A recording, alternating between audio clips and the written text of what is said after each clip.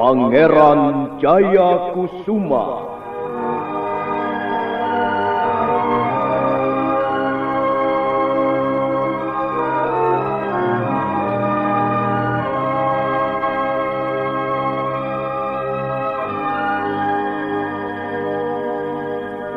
Sebuah serial drama radio yang dipersembahkan oleh Teater Sanggar Cerita dan Sanggar Prativi bekerja sama dengan PT Bayer Indonesia.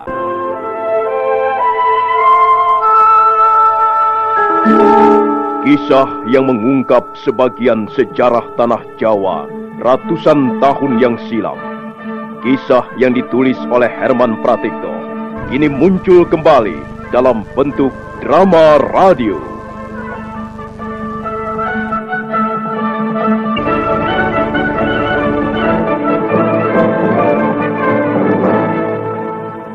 Naskah disusun dan diolah oleh S. Tijab, teknik dan montase Rudi Tinangon dan M. Pranoto, sutradara E.W.S. Yuwono. Yang penting sekarang desa Seganggang sudah aman. Kita harapkan suasana aman ini akan terus berlanjut sampai nanti. Apakah tawanan itu masih berteriak-teriak? Oh, tidak lagi, tuanku. Bahkan seharian tadi dia tidur pulas sekali. Iya, rantainya harus cukup kuat, Pak Kepala Duku. Dia tidak mungkin melarikan diri, Tuan. Di samping rantai pengikatnya cukup kuat, dia juga dijaga beberapa orang dan ditempatkan dalam ruangan tertutup. Iya. Barangkali Tuan Kartoyudo mau melihatnya sekarang? Iya, Pak Kepala Duku. Saya akan melihatnya.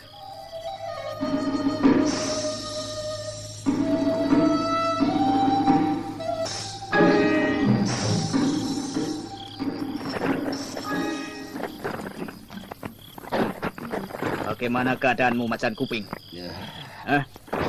Kau harus istirahat malam ini. Besok kita akan menempuh perjalanan yang cukup jauh. Usahamu akan gagal. Kau tak mungkin bisa membawaku ke kota Majapahit. Sekarang ini, Kakang Macan Ireng pasti sudah mendengar berita bahwa aku tertangkap. Kau masih mengharapkan bahwa kakak kandungmu itu akan datang untuk membebaskanmu? Tentu saja. Dia bukan hanya akan membebaskan aku. Dia juga akan membunuh kalian semuanya sebelum kalian sempat menyeberangi lembah naga. Jangan berharap terlalu muluk. Kau akan kecewa nanti. Kaulah yang nanti akan kecewa. Kau pasti akan berkata, wah, benar juga perkataan Macan Kuping. Sudahlah, jangan cerewet. Ayo tidur. Atau makanlah kalau perutmu merasa lapar. Bukankah Kepala Duku menyediakan makanan yang pantas untukmu? Sekalipun aku sekarang seorang tawanan, aku tak sudi menelan makanan babi seperti ini. Macan Kuping, kau harus cukup merasa puas dengan makanan seperti itu. Kalau kau tidak mau makan, itu salahmu sendiri. Kau tidak akan mendapat makanan apa-apa di jalan nanti. Orang itu kehilangan jejak. Dia tidak mengikutiku lagi. Kalau tidak salah, jalan ini menuju rumah Kepala Duku. Tapi nampaknya setiap gardu dijaga dengan ketat. Kalau begitu, aku harus mencari jalan lain yang lebih aman. Penjagaan di sini sepertinya agak ceroboh. Kulihat hanya seorang petugas ditempatkan dalam gardu pengamanan. Tapi mungkin saja teman-temannya sedang ada keperluan. Ya, aku harus menggunakan kesempatan ini sebaik-baiknya. Kasihan orang itu. Dia terpaksa menelan racunku. Nah, sekarang aman. Aku harus segera melompati pagar gardu itu, kemudian menuju rumah Kepala Duku. Mudah-mudahan saja tidak ada halangan yang cukup berarti.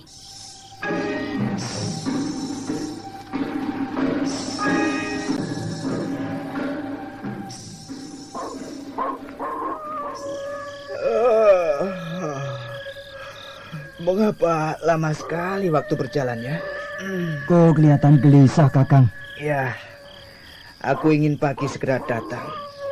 Aku sudah tidak sabar lagi membawa penjahat itu dari desa ini. Aku tahu, Kakang. Kau pasti memikirkan Lembah Naga ya? Ya, iya. Bahaya besar memang tak perlu dicari. Tapi kalau dia menghadang jalan, pantang dihindari. Aku masih memikirkan kemungkinan menempuh jalan lain. Tidak ada jalan lain, Kakang. Jalan yang paling dekat hanya di Lembah Naga. Kalau saja kelompok macan ireng tidak mengganggu, tentu perjalanan kita akan mudah dan lancar, Kakang. Tapi mana mungkin dia membiarkan adik kandungnya dibawa ke kota Majapahit? Oh, iya. Adik, Iya. bagaimana kalau kita mencari bantuan dulu ke Majapahit? Apakah tidak memalukan, Kakang? Oh, iya ya. Kau benar. Bagaimana harus kusembunyikan mukaku nanti di depan Gusti Gajah Pakun? Ya, Mau kemana, Kakang? aku mau keluar sebentar. Udara di ruangan terlalu panas. Aku mau mencari udara segar di luar sebentar. Kalau ngantuk, kau tidur saja dulu.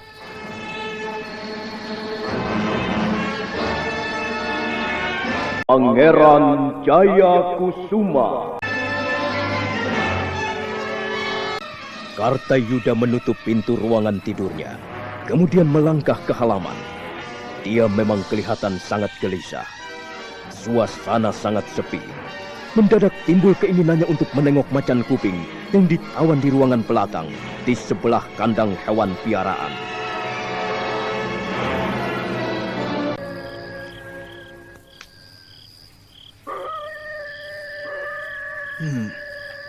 Apakah aku akan mampu membawa macan kuping sampai ke Majapahit hanya dengan 7 orang prajurit pengawal? Ada orang berjalan mengendap ke arah ruang tawanan macan kuping. Siapa kau?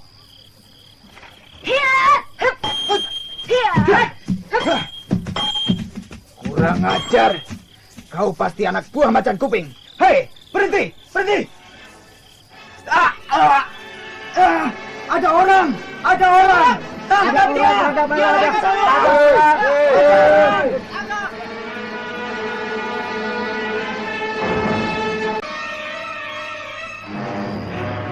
Kurang ajar. Dia pasti mau membebaskan macan kuping. Oh, apakah dia sempat menyerang, Tuan? Iya. Kami beradu pedang satu gebrakan pendek. Dia lalu kabur, melesat ke arah sana. Kenapa tanganmu, Kakang? Dia melemparkan senjata rahasianya. Mungkin senjata itu mengandung racun. Aduh, tanganku seperti kesemutan. Oh, maaf. Bolehkah saya lihat, Tuan? Silakan, Pak Kepala Dukuh. Orang itu perempuan. Iya. Gerakannya cukup gesit. Aduh, kalau tanganku tidak terluka, aku akan mengejarnya. Ya. Aduh. Memang ada sebatang logam kecil menancap di lengan, Tuan. Ya, aduh. Bekasnya membiru. Tapi rasanya racunnya tidak mematikan, Tuan.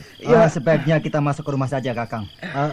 Mari, Pak Kepala Dukuh, kita periksa di dalam. Oh, jangan khawatir, Tuan. Aduh. Akan saya suruh panggil seorang dukun racun Aduh. untuk menawarkan bisa di luka Tuan Kartoyudo.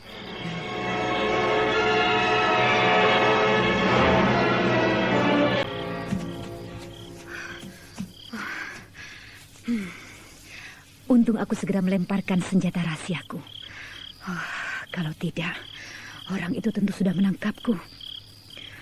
Kurang ajar. Tapi memang salahku sendiri. Aku kurang waspada. Terlalu sembrono. Sepertinya ada yang mengikuti langkah-langkahku. Orang itu mencari penyakit saja. Akan kau rasakan senjata rahasiaku yang mengandung racun.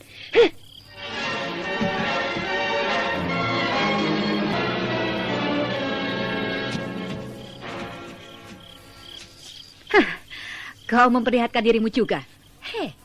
Kau mengikuti aku untuk apa? Mau menangkap aku? Aku mengikutimu sejak dari desa Panitian. Kau pasti punya tujuan yang kurang baik. Mau apa kau pergi ke Seganggang? Rupanya kita sama-sama seorang wanita. Ya, kita sama-sama wanita. Tapi kita berbeda jalan yang ditempuh. Minggirlah. Aku tak punya waktu melayanimu bicara tanpa ujung pangkalnya. Setelah kau membunuh seorang petugas ronda dan melukai prajurit Majapahit itu, aku tidak akan melepaskanmu. Kalau membandel, kau akan menyesal. Aku menyimpan banyak senjata rahasia yang mengandung racun. Senjata rahasia beracun seperti ini yang akan kau pamerkan? Dengar baik-baik. Namaku Sunti. Aku pernah malang melintang di dunia persilatan dengan senjata rahasia beracun yang lebih ganas. Senjata seperti kepunyaanmu ini tak akan ada artinya bagiku.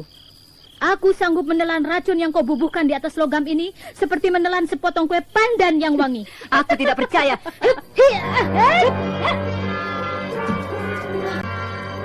Rupanya kau tidak mudah mempercayai sesuatu. Tapi aku akan membuktikan bahwa senjata rahasiaku lebih ampuh. Ayo, cabut pedangmu. Kita bertarung dengan pedang sambil melemparkan senjata rahasia kita masing-masing. Hiya! Hiya!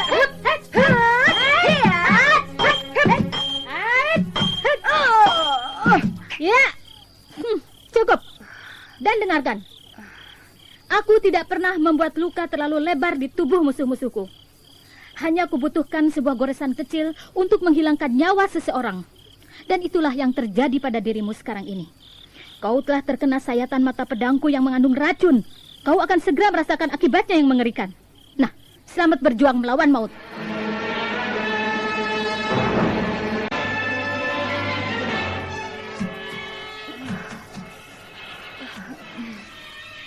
Benar apa yang dikatakan perempuan setan itu. Senjata rahasianya benar-benar ganas. Aduh, seluruh tubuhku seperti ditaburi bara api. Panas sekali rasanya. Aduh, apakah aku akan bisa bertahan sampai esok hari? Leherku mengejang. Aku haus sekali. Air. Aduh, panas sekali rasanya.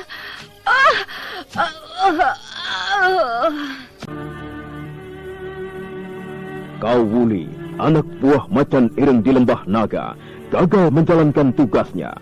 Bahkan dalam pelariannya, dia terbunuh oleh pedang Sunti yang mengandung racun mematikan. Sementara itu di rumah kepala duku Seganggang, nampak Wangsayuda sedang menunggu rekannya, Kartayuda yang terluka.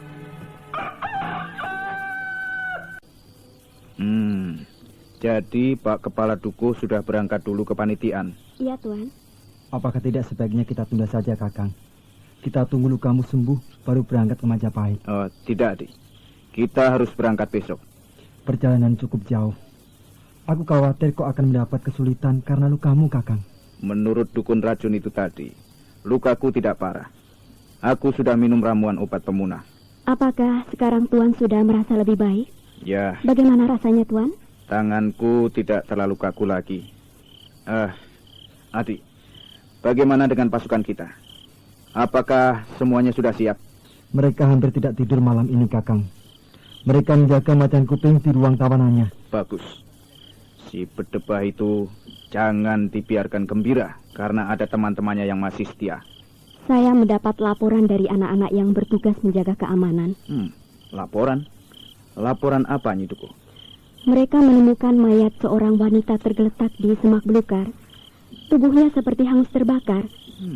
Dan dari mulutnya mengeluarkan cairan busa bercampur darah kehitam-hitaman. Apakah dia mati akibat racun? Iya, sepertinya begitu.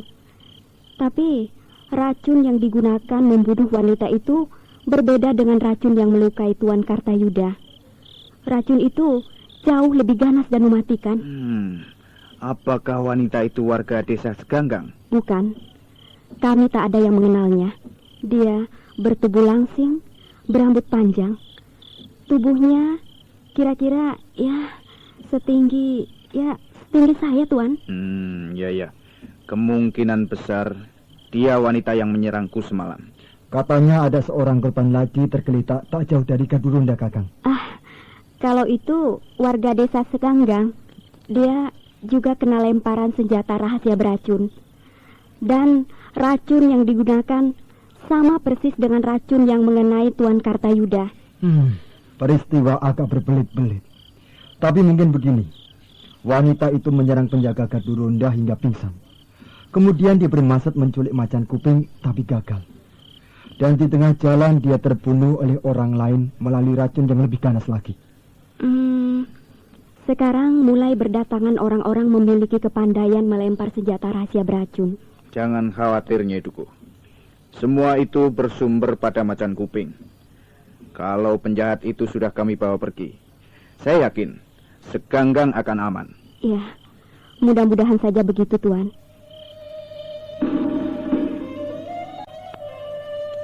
Pagi hari datang. Angin bertiup di sela-sela pohon, terus meluncur ke arah kaki bukit. Halaman rumah kepala Dukuh Seganggang ramai oleh orang-orang yang ingin melihat persiapan pemberangkatan macan kuping. Nampak Kartayuda dengan dipapah kepala Dukuh menaiki kudanya. Dan sebentar kemudian, rombongan pun berangkat.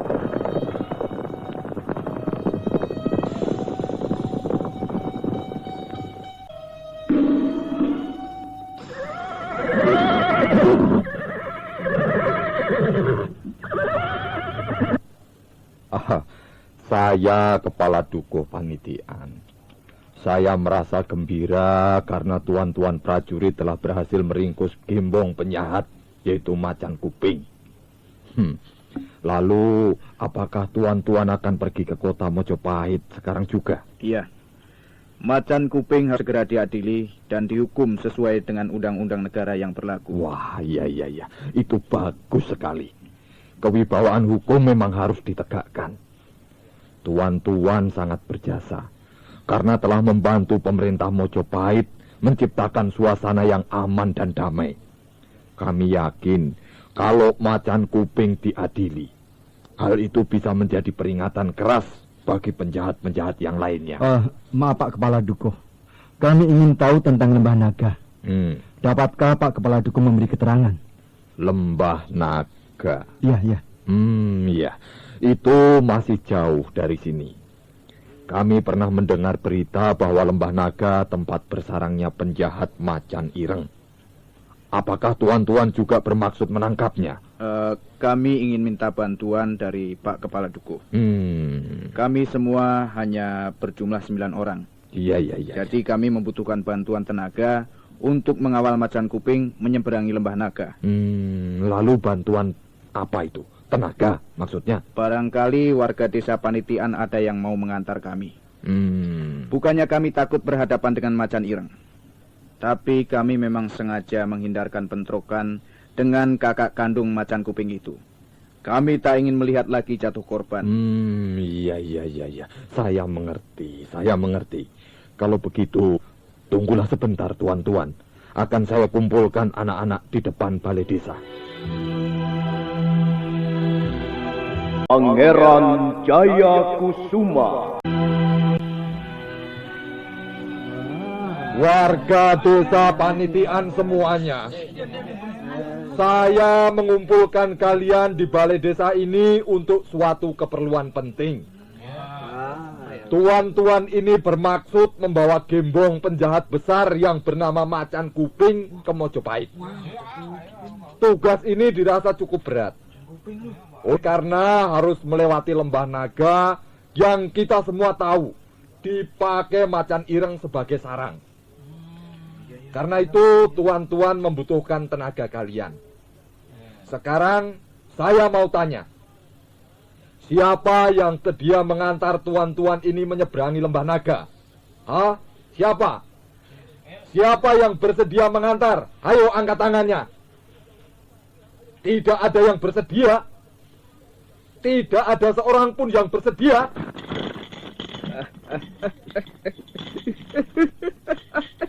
Bagus.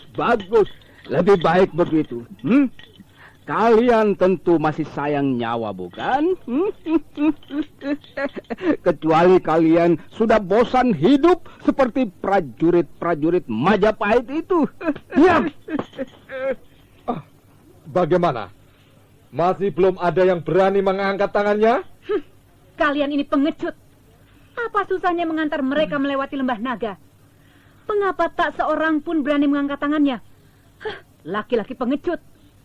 Pantas saja kalau desa Panitian dijadikan sasaran penjahat karena warga desanya punya nyali seperti tikus. Biarlah Pak Kepala Duku. Kalau tak ada yang mau mengantar, biarlah aku yang mengantar. Lihat semua, aku telah mengangkat tanganku tinggi-tinggi. Tunggu. Tugas ini bukan barang permainan. Tugas ini penuh bahaya. Iya. Tugas ini hanya untuk laki-laki, bukan untuk kaum wanita. Apakah kaum wanita tidak boleh memiliki keberanian? Bukan begitu. Kalau nanti sampai terjadi apa-apa di jalan, sampai terjadi pertempuran, kami tidak mungkin bertempur sambil melindungimu. Aku tidak butuh perlindungan siapa-siapa. Aku bisa melindungi diriku sendiri. Hei, kau bersungguh-sungguh. Kau pikir hanya kaum lelaki yang sanggup melindungi dirinya sendiri? Kalau kalian tidak percaya, silakan coba. Adiwangsa Yuda. Ya, Kakang. Aku masih belum yakin. Cobalah wanita itu barang 1 atau 2 jurus. Baik, Kakang. Kau sudah siap? Aku akan melihat apakah kami bisa mempercayai kata-katamu. Ayo silakan, aku siap. Iya,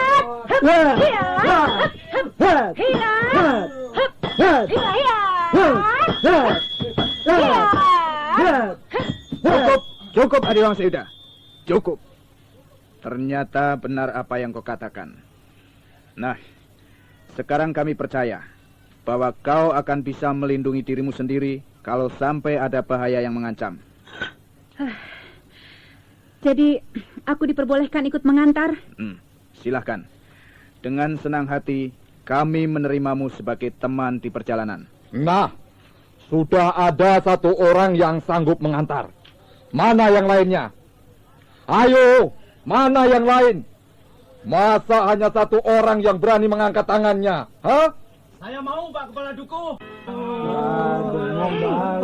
Demung, mau apa kau kemari? Anak bandel. Aku mau ikut, Bu. Loh. Aku berani mengantar tuan-tuan prajurit ini menyeberangi lembah naga, Bu. Goblok. Apa kau tidak tahu bahaya mengancam di jalan? Ayo pulang. Pulang sana cepat. Tidak, Bu. Aku mau ikut. Aku ingin menjadi seorang pemberani. Tidak seperti mereka. Warga desa Panitian ini tidak ada yang mengangkat tangannya. Tidak. Kau tidak boleh ikut. Aku mau ikut. Pulang sana cepat, ayo. Tidak mau. Sudahlah, sudah. Kalau memang dia mau ikut, biar saja. Dia anakku. Aku tidak ingin dia mendapat bahaya. Soal keselamatan anakmu akan menjadi tanggung jawab kita semua. Nah, kita berangkat bersama dan kita akan menanggulangi kesusahan bersama-sama pula. Nah, sudah ada 2 orang bersedia mengantar. Bagaimana dengan yang lainnya? Saya, Pak Kepala Duku. Bagus. Saya. Bagus. Saya, Pak. Saya, Pak. Iya, bagus. Siapa lagi? Cepat.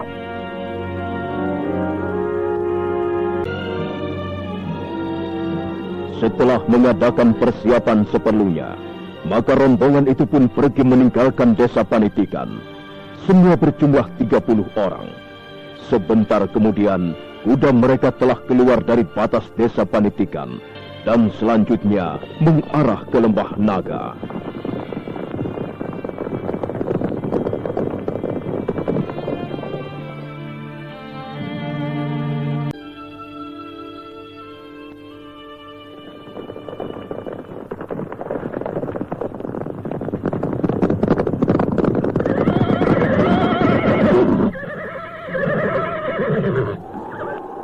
Kita sudah sampai di depan pintu lembah naga, Kakang. Iya. Apakah belum ada tanda-tanda yang mencurigakan? Tadi seorang prajurit melaporkan ada orang berdiri di atas tebing yang tinggi. Tapi orang itu kemudian segera menghilang di balik gundukan batu-batu padas, Kakang. Iya. Daerah ini memang rawan sekali. Macan Ireng cukup jeli. Dari tempat yang tersembunyi ini, dia bisa dengan mudah mengintai calon mangsanya.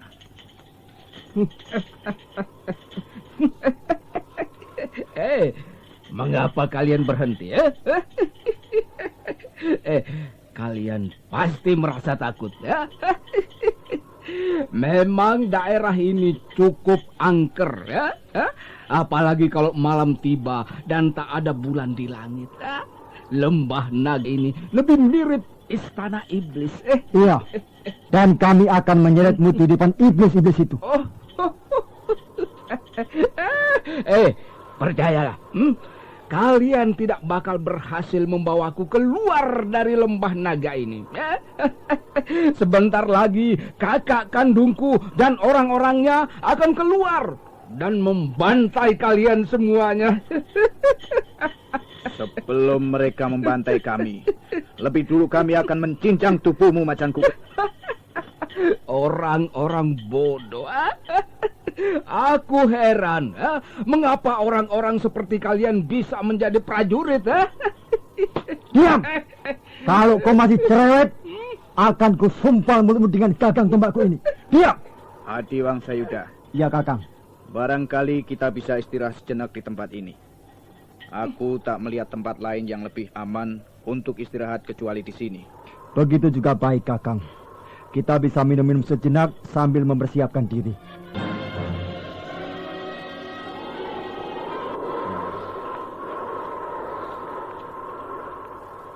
Nah, saudara pendengar, bagaimanakah kisah selanjutnya? Silakan menunggu kelanjutan kisah Pangeran Jayakusuma ini pada episode berikutnya yang dipersembahkan oleh Revagan, tablet anti-flu buatan Bayer, manjur dan cepat kerjanya. Sampai jumpa.